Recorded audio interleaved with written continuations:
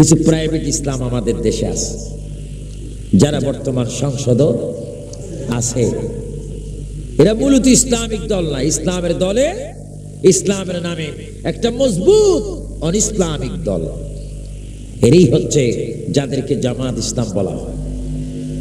এরা কোনদিন ইসলামী দল হতে পারে না। আজকে আপনারা আল্লাহর ওলি মরহুম আলহাজ মাওলানা নজমুল হক ও মাওলানা নুরুল ইসলাম রহমতুল্লাহ আলাইহির এই বাৎসরিক উরুসে এসেছেন। তারা উরুস এবং মাজার ওলি আল্লাহ তারা বিশ্বাস করে না। বর্তমান যিনি জামাতের নেতা রয়েছেন নিজামী, মাজারে ফুল দেওয়া তিনি হারাম জানেন, অথচ জাতীয় স্মৃতিসৌধ যেখানে বাংলাদেশের স্মৃতি করা হয়েছে সেখানে দিয়ে তিনি ফুলের মালা দেন। তাহলে বোঝা গেল এটা অযোগ্য একটি ইসলামিক লিডার। আরো জোরে বলেন ঠিক কিনা? ইসলামের নাম দিয়ে ধোঁকাবাজি করে এই বাংলার জমিনে এই ধরনের মুনাফিক ইসলামিক নেতাদের বিচারের প্রয়োজন আছে কিনা? দুই হাত তুলে বলেন আছে কিনা?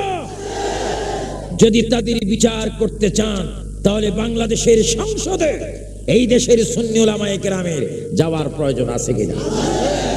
আলা হযরতের মস্তকে যদি আপনারা থাকেন, আহলে সুন্নাতুল জামাতকে যদি আমি যদি বিশ্বাস করে থাকি, আহলে সুন্নাতুল জামাতের প্ল্যাটফর্মে সংসদের পথে যাওয়ার জন্য বাংলাদেশ ইসলামী ফ্রন্ট এই দেশের মাটিতে বারাউলিয়ার মাটিতে জন্ম নিয়েছে। ইসলামী ফ্রন্টের নেতৃত্বে, ইসলামী ফ্রন্টের নেতাদের নেতৃত্বে জাতীয় সংসদ পর্যন্ত রিসালাতের স্লোগান হোক, এটা আপনারা চান কি চান না? আর জন চান কি চান না? এটা সময়ের ব্যাপার।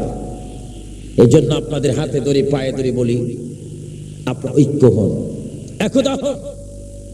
জীবনে বহু কিছু করেছেন, একবার সুন্নি জামাতকে রায় দিন। কারণ বহু নেতা নেত্রী পৃথিবীতে এসেছে, আসবে, মাশাআল্লাহ যথেষ্ট নেত্রী এখনো আমাদের কোফাল এত উন্নত, আমরা বেশি নেত্রী পাই।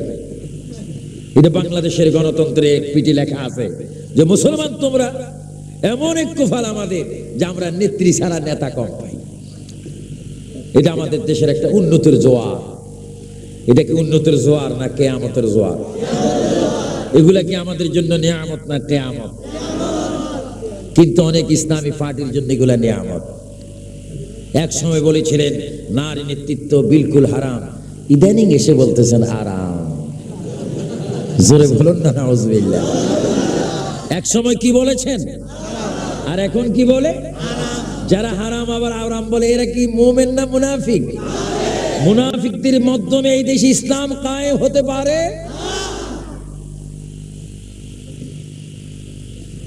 একবার আলা হযরতকে চিন্তা করেন, তাহলে আপনি কবরের স্বাধীনতা পাবেন। পৃথিবীর সমস্ত নেতা নেত্রী যেই দিন আপনার জন্য পর হয়ে যাবে, যেই দিন 19 দফা 18 দফা 7 দফা কোন দানি কোন কথা হবে না, সেই দিন মাত্র 3টি দফা নিয়ে কবরের মধ্যে আপনাকে ফেরেশতারা সওয়াল করবে। প্রথম দফা তাওহীদ, দ্বিতীয় দফা দ্বীন, তৃতীয় দফা রিসালাত। আপনাকে 3টি প্রশ্ন করা হবে কবরের মধ্যে। আর সেই দিন পৃথিবীর কোন নেতা আপনার আপন হবেন না, শুধুমাত্র যিনি আপন হবেন, বাঁচানেওয়ালা হবেন, তারানেওয়ালা হবেন, দেখানেওয়ালা হবেন, পিলানেওয়ালা হবেন, তিনি হচ্ছেন আল্লাহর বন্ধু, আটখানা বেহেশতের মালিক। উচ্চ স্বরে বলেন মুহাম্মাদুর রাসূলুল্লাহ সাল্লাল্লাহু আলাইহি ওয়াসাল্লাম। সেই দিন আমার আপনার আপন হবে কবরের মধ্যে। চিৎকার দিয়ে বলেন সুবহানাল্লাহ। আমরা রাসূল চাই কি চাই না? আর উচ্চ বলেন চাই কি চাই না? রাসূল চাওয়ার প্রয়োজন আছে কিনা? আহলে সুন্নাতুল জামাত এবং ইসলামী ফ্রন্ট রাসূলের নীতি চাই কি চাই না? এটা মনে রাখবেন আপনারা। শুধু মাহফিলে এসেছেন, বক্তার বক্তব্যের কারণে আপনাদের জজবা আসলো তা নয়, ইমানি জজবার কারণে সবাই মজবুত হয়ে নিয়ত করেন, শপথ করেন, একদিন না একদিন আমরা সুন্নি হয়ে জাতীয় সংসদে গিয়ে আমরা রিসালাতের স্লোগান বেলায়েতের স্লোগান এবং সুন্নিদের নেতৃত্বে বাংলার মসনদ থেকে মিলাদুন নবীর আঞ্জাম হোক, এটা আমরা চাই কি চাই না? বাতিলরা যদি ওখানে যেতে পারে, আমাদের যাওয়া কি কবিরা গুনাহ হবে না? আমাদের অনেক ভাইয়েরা বলেন, ভুল বুঝি বলেন যে আপনারা মৌলবী মানুষ, মৌলবীর দৌড় মসজিদ পর্যন্ত, আমরা বলে মসজিদ পর্যন্ত দৌড়াদৌড়ি করি। তো আমি বলবো বাইরে, আমরা যদি মসজিদ পর্যন্ত দৌড়াদৌড়ি করি, তোমাদের দৌড় সিনেমা পর্যন্ত। এবার আওয়াজ দিই, বলুন তো, সিনেমা ভালো না মসজিদ ভালো? জোরে বলেন, কি ভালো? আমরা বলে মোল্লা, সিয়ার মোল্লা, মুরির মোল্লা। আর ভাই মোল্লার দাম আছে। মোল্লা আলী কারি রহমতুল্লাহ আলাইহি, যিনি মিশকাত শরাবের কাত লিখেছেন, মোল্লা অনেক উদ্দের ব্যাপার। আমার ভাইয়েরা, হাত করজোর করে আপনাদেরকে বলবো, কবরকে একটু চিন্তা করে সুন্নি জামাতের পক্ষে একটু রায় দেন। জাতি সংসদকে একটু নাপাক থেকে পবিত্র করেন। সেইখানে গিয়ে আমরা স্লোগান দিব, রিসালাতের স্লোগান। আপনারা আজকে ওলি আল্লাহর মাহফিলে এসেছেন। আপনারা কিছুদিন আগে শুনেছেন সিলেট বাবা শাহজালাল রাদিয়াল্লাহু তাআলা আনহুর দরবারে বোমাবাজি করা হয়েছে, ঠিক কিনা? আরো জোরে বলুন, ঠিক কিনা? কিন্তু ইসলামের অনেক পার্টি রয়েছেন সংসদে, এ পর্যন্ত কোনো কথা বলেননি। তারা বলবে না তো, তাদের মধ্যে বেলায়েত নেই, তাদের মধ্যে ওলি নেই, তাদের মধ্যে বুজুর্গ নেই, তাদের মধ্যে আছে বুজুর্গ। এই জন্য আমার ভাইরা, শাহজালাল বাবার দরবারে বোমাবাজি করা হলো, প্রতিবাদ নেই। আমরা প্রতিবাদ করতেছি মাঠে, ময়দানে, কাউন্সিলে, সমাবেশে, ইসলামিক সেন্টারে। কিন্তু এই সম্মেলন, এই প্রতিবাদ করার প্রয়োজন রয়েছে সংসদে। আমি দোয়া করি আল্লাহ পাক আমাদের সকলকে রসুল পাকের নীতিমালাকে মাথায় নিয়ে রসুলের পথে আন্দোলন করি। আল্লাহ পাক যেন কবুল করেন। উচ্চস্বরে বলো না আমিন। উচ্চস্বরে বলো আল্লাহুম্মা আমিন। কি বলতেছি না? একজন মানুষ যখন কবরে যাবে, সে মানুষটির সামনে তিনটি সওয়াল হবে। প্রথম সওয়াল হবে তাওহীদ, আল্লাহ সম্পর্কে, আপনার প্রতিপালক সম্পর্কে, ইলাহ সম্পর্কে, রব সম্পর্কে। মান রব্বুকা প্রশ্ন করা হবে। যদি আপনি সুন্নি হন, ইমানদার হন, আপনার জবানে প্রশ্নের জবাব এসে যাবে রব্বি আল্লাহ। আরো জোরে বলুন তো দেখি, কি? উচ্চ স্বরে বলুন, কি? দ্বিতীয় প্রশ্ন করা হবে দ্বীন সম্পর্কে। মা দ্বীন, তোমার দ্বীন কি? তোমার ধর্ম কি? তুমি কি কোন ধর্মে ছিলা? প্রশ্নের জবাব দিতে হবে দ্বীনিয়াল ইসলাম।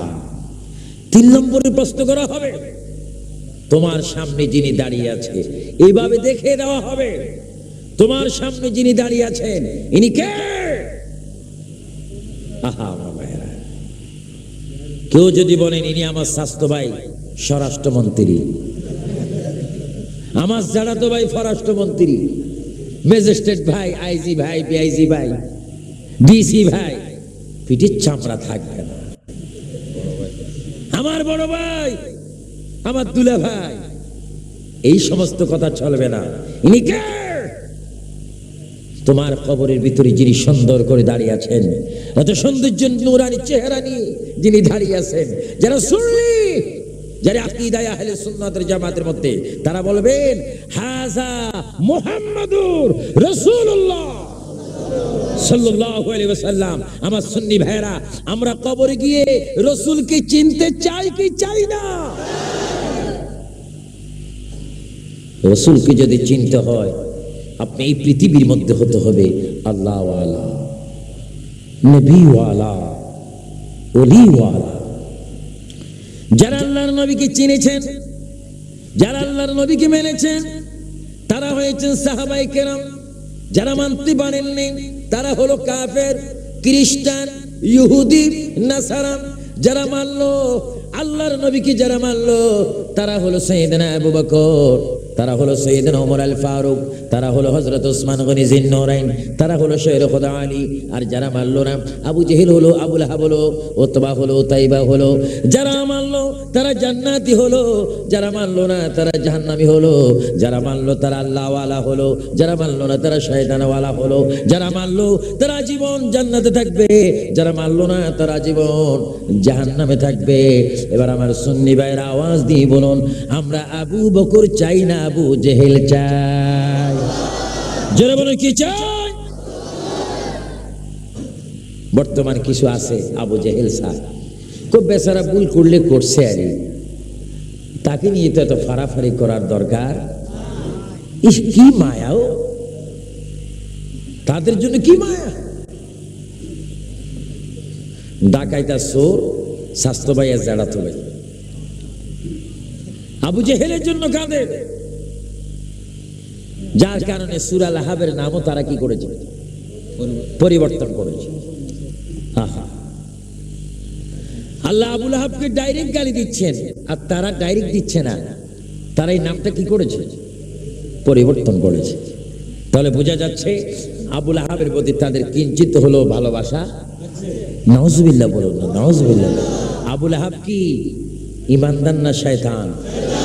আরো জোরে বলেন, কি? আমরা কি কখনো শয়তানকে মানতে পারি? যারা রাসূল মানলো তারা আবু বকর হলো। আবু বকর কে?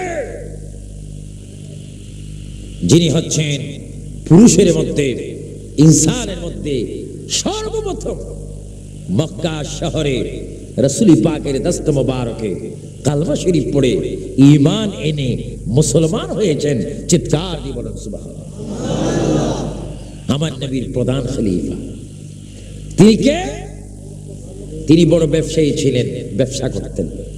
আমার এই বাংলাদেশেও বর্তমান ব্যবসা আছে কিনা, কিন্তু বাংলাদেশের ব্যবসার মধ্যে বেশি স্থান পেয়েছে 2 নম্বরই ব্যবসা। এটাও একটা আশ্চর্য খবর।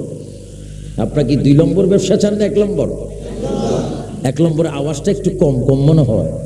আর জোরে মানে 2 নম্বর ব্যবসা চান না 1 নম্বর? সুন্নতি ব্যবসা চান কি চান না? সুন্নতি ব্যবসার মধ্যে বরকত আছে কিনা? আল্লাহর সমর্থন আছে কিনা? নবীজির সমর্থন আছে কিনা? আর 2 নম্বরই ব্যবসার মধ্যে টাকা বেশি আছে কিন্তু বরকত নাই। সাইয়েদনা আবু বকর সিদ্দিক রাদিয়াল্লাহু তাআলা আনহু তিনি ইসলামকে পরিপূর্ণ মেনে, আমার নবীকে মেনে পরিপূর্ণ মুমিনে মুকাম্মিল ঈমানদার মুমিনদের সরদার হয়েছে। তিনি সিরিয়ার মধ্যে যাচ্ছেন ব্যবসা করতে। বর্তমান সিরিয়ায় যেখানে সাইয়েদনা আবু বকর সিদ্দিক রাদিয়াল্লাহু তাআলা আনহু ব্যবসা করেছেন সিরিয়ায়, আজকে আমেরিকার সেই বুশ সিরিয়াকে কোন অজুহাত সৃষ্টি করে আবার সিরিয়াকে নেওয়ার জন্য তারা পায়তারা করতেছে। ইরাকের মধ্যে তো অগণিত আম্বিয়া কেরাম, আউলিয়া কেরাম, আমি আপনাদের দোয়ায় না হলে প্রায় 70 হতে 75 হাজার নবী রাসূলদের জিয়ারত আমি ইরাকে করেছি। এত আউলিয়া কেরামের মাজার, এত আম্বিয়া কেরামের মাজার ফিলিস্তিনের মধ্যে, ইসরায়েলের মধ্যে, ইরাকের মধ্যে। আমার ভাইয়েরা, যে সমস্ত দেশে আল্লাহর ওলিগণ কদম রেখেছেন, নবীগণ এসেছেন, সেই দেশ আজকে আমেরিকায় সেই দেশগুলো নিয়ে যাচ্ছে শুধু মুসলমানের অনৈক্যর কারণে। সমস্ত ইমানদার মুসলমান আমরা ঐক্য হতে চাই কি চাই না? আরো জোরে চাই কি চাই না? মুসলমানের ঘর থেকে মুসলমানকে মারা হচ্ছে, কারণ আমরা রাসূলের নীতিমালার থেকে অনেক দূরে, সুন্নিয়ত থেকে অনেক পিছে, যার কারণে আমরা মার খাচ্ছি, আঘাত খাচ্ছি। এই জন্য আঘাতগুলো প্রতিরোধ করার জন্য, সমস্ত বিদ্রোহীদের বিরুদ্ধে সংগ্রাম করার জন্য সুন্নিগণ একত্রিত হওয়া চাই। আন্তর্জাতিকভাবে সমস্ত সুন্নি যদি একই প্ল্যাটফর্মে এসে যায়, অবশ্যই নিশ্চয় আমরা বাতিলদের মোকাবেলার শক্তি হিসেবে আমরাও তাদের জবাব দিতে পারবো। আমাদেরকে সাহায্য করবেন আল্লাহ। জোরে বলে আমাদেরকে সাহায্য করবেন কে? আর একটু জোরে বলুন না, সাহায্য করবেন কে? এই বিশ্বাস আপনাদের হয় কি হয় না? সাইয়েদনা আবু বকর সিদ্দিক গেলেন সিরিয়ার মধ্যে ব্যবসা করতে। তিনি ব্যবসা করলেন, সুন্দর ব্যবসা করলেন। রাত্রে তিনি ঘুমাইলেন, ঘুমের ঘরে তিনি স্বপ্ন দেখলেন যে আকাশের চন্দ্র এবং সূর্য সাইয়েদনা আবু বকরের কোলের মধ্যে এসে গেছে। চিৎকার দিয়ে বলেন সুবহানাল্লাহ। আকাশের চন্দ্র, আর আমরা স্বপ্ন দেখি একটা বিল্ডিং, দুইখানি সম্পত্তি, বেশির থেকে বেশি আমরা দুবাই যাচ্ছি, আবুধাবি যাচ্ছি, এগুলো আমাদের স্বপ্ন। আর সাইয়েদনা আবু বকর সিদ্দিক রাদিয়াল্লাহু তাআলা আনহু তাফসীর কবীরের মধ্যে আল্লামা ইমাম ফখরুদ্দীন রাজি রাদিয়াল্লাহু তাআলা আনহু কত সুন্দর করে তিনি ওয়াকিয়া বয়ান দিচ্ছেন। সাইয়েদনা আবু বকর সিদ্দিক রাদিয়াল্লাহু তাআলা আনহু গেলেন সিরিয়ার মধ্যে ব্যবসা করতে। আর রাত্রি যখন তিনি সেখানে রইলেন, ঘুমের ঘরে তিনি স্বপ্ন দেখতেছেন আকাশের চন্দ্র সূর্য ওনার কোলে এসে ওনাকে জড়াই ধরলেন। চিৎকার দিয়ে বলেন সুবহানাল্লাহ।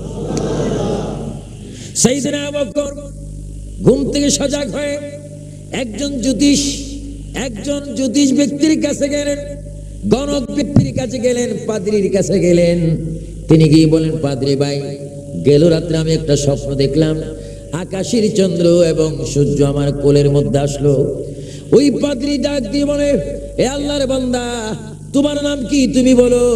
আমার নাম আবু বকর, আমি তাওরীত জবুর ইনজিল কিতাব পড়েছি। আমি পাদ্রী ব্যক্তি তোমাকে বলে দিলাম, আমি তাওরীত ইনজিল কিতাবের মধ্যে দেখেছি এই স্বপ্ন যে আল্লাহর বান্দা দেখবে, নিঃসন্দেহে সেই ব্যক্তি আখিরি জামানার নবীর খলিফা হয়ে যাবে। জোরে বলুন সুবহানাল্লাহ। আল্লাহু আকবার, বল আল্লাহু আকবার। এই স্বপ্ন যিনি দেখবেন, নিঃসন্দেহে তিনি আখিরি জামানার নবী, বিশ্ব নবী মুহাম্মদ রাসূলুল্লাহ সাল্লাল্লাহু আলাইহি ওয়াসাল্লামের প্রধান খলিফা হবেন। চিৎকার দিয়ে বলেন সুবহানাল্লাহ।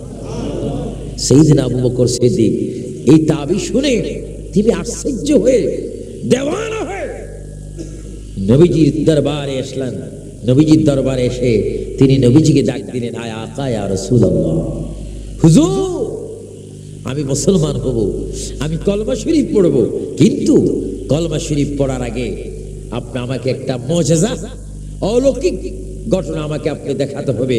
তারপরে ঘটনা দেখার পরে আমি আপনার হাতে মুসলমান হব কলমা পড়ে। আল্লাহর নবী এবার ডাক দিয়ে বলে, আবু বকর শোনো, আমি তোমাকে কি মুজিজা দেখাবো। তুমি গত 2 দিন পূর্বে সিরিয়ার মাটিতে তুমি স্বপ্ন দেখেছো, চন্দ্র সূর্য তোমার কোলে। যখন তুমি এই স্বপ্ন দেখতেছিলে, চন্দ্র সূর্য যখন তোমার কোলে আসে তুমি দেখতেছিলে, ওই সময় আমি রাসূল তোমার সামনে ছিলাম। যদি বলেন না সুবহানাল্লাহ। আমি রাসূল তখন তোমার সামনে ছিলাম। সাইয়েদনা আবু বকর বলেন, আয়া আকা ইয়া রাসূলুল্লাহ, আর বিলম্ব না করে আমাকে কলমা শরীফ পড়াই দেন। আমার নবী পড়াই দিচ্ছে, আশহাদু আল্লা ইলাহা ইল্লাল্লাহু ওয়া আশহাদু আন্না মুহাম্মাদান আবদুহু ওয়া রাসূল। তাহলে বুঝা গেল সাইয়েদনা আবু বকরের মতো ব্যক্তি আল্লাহর নবীর কলমা শরীফ পড়ে তিনি মুসলমান হলেন। আল্লাহর নবীর কলমা শরীফ পড়ে তিনি খলিফাতুর রাসূল হলেন। আল্লাহর নবীর কলমা শরীফ পড়ে তিনি আলমে বারযুকে কবরের মধ্যে একসঙ্গে আছেন। এবার আমার সুন্নি ভাইরা, তিনি যদি কলমা শরীফ পড়ে খলিফাতুর রাসূল হতে পারে, ইমানদার সরদার হতে পারে, তিনি যদি আলমে বারযুকে আমার নবীর সঙ্গী হতে পারে, কলমা শরীফ যদি পড়ে তিনি হিজরতের সঙ্গী হতে পারে। এবার 1450 বছর পরে বাংলার জমিনে চট্টগ্রাম জেলায় বোয়ালখালী থানায় আমরা নবীর কলমা শরীফ পড়ে নবীর গোলাম হতে চাই কি চাই না?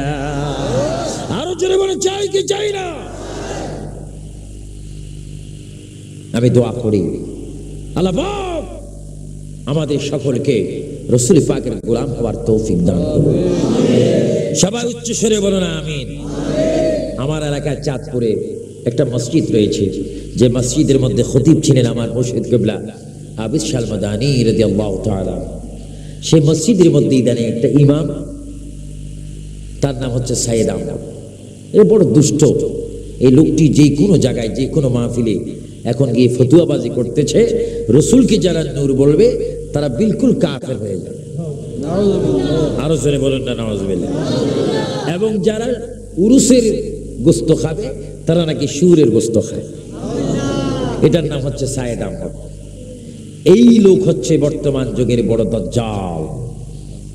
এজন্য আমি প্রায় মাহফিল এখন বলে থাকি, বাংলার জমিনে এমন একটি আইন, এমন একটি সংসদ আইন হওয়া উচিত যে রসুলের বিরোধী যদি কেউ কথা বলে, লেখে, রসুলের বিরোধী যদি কেউ খারাপ মন্তব্য করে, তাদের মৃত্যুদণ্ডের আইন হোক। এটা আমরা চাই কি চাই না? ডান হাত তুলে বলে চাই কি চাই না? আল্লাহু আকবার।